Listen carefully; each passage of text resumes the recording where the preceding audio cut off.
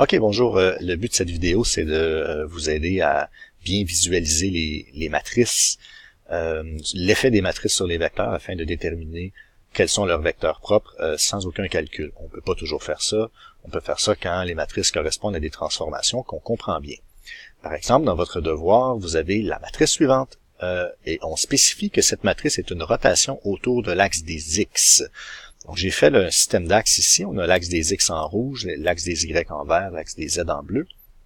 Et ce que j'ai fait maintenant, c'est que j'ai pris un vecteur à peu près au hasard. J'ai pris en fait 1, 1, 1. Donc, c'est un vecteur donc dans le premier octant qu'on pourrait dire. Et ce que je vais faire maintenant, c'est que je vais le multiplier par la matrice. Donc, je vais faire la matrice T multipliée. Peut-être que vous voyez pas bien ici, là, mais ce que je fais, c'est T multiplié par le vecteur U. Donc, bon, GeoGebra me fait un point, me fait apparaître le point A.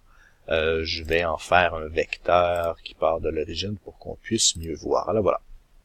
Donc, j'ai le résultat de la multiplication du vecteur par ma matrice. Et c'est vraiment une rotation de 90 degrés autour de l'axe des X. Là.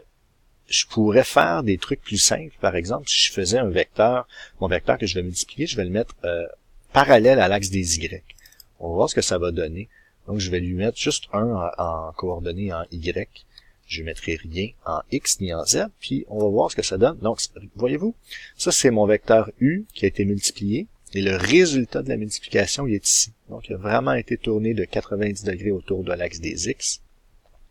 Je peux changer, je peux faire autre chose. Disons que je prends un vecteur ici, comme ça, je lui donne, je sais pas, moi je le mets à 45 degrés. Comme ça, mon vecteur U, quand je multiplie, s'il tourne comme ça vers 90 degrés. Donc, c'est l'effet de cette matrice-là. Donc, votre travail, c'est de réfléchir puis de vous dire quels seraient les vecteurs qui vont pas bouger lorsqu'on leur applique cette transformation-là. Donc, ça, c'est pour la partie C du devoir. En ce qui concerne la partie D, c'est une matrice différente que j'ai appelée M. La voilà, la matrice M.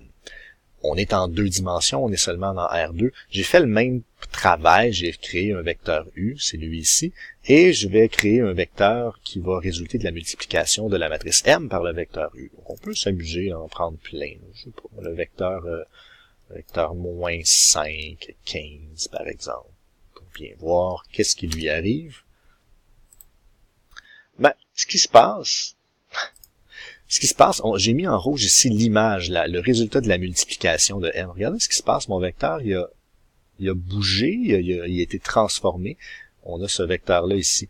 On va en essayer d'autres, c'est juste pour voir. Disons que je prends moins 5,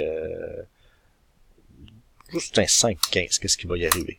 Hop, regardez, son image est là.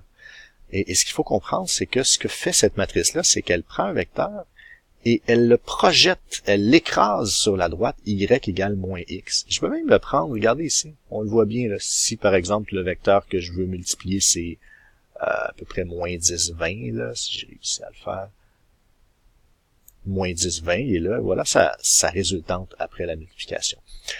Votre travail, c'est de trouver quels sont les vecteurs propres de cette transformation-là, quels sont les vecteurs qui vont être inchangés, ou peut-être changer, mais multiplié par une constante, en fait. Ce qu'on veut, c'est que le vecteur résultant soit le vecteur lui-même multiplié par une constante. Donc, c'est pas ça du tout. Vous vous doutez bien. On va voir quelque chose ici. Donc, mais il y en a un autre. Il faut y penser un petit peu. Donc, je vous laisse y réfléchir. Voilà. C'est pour la partie D du devoir.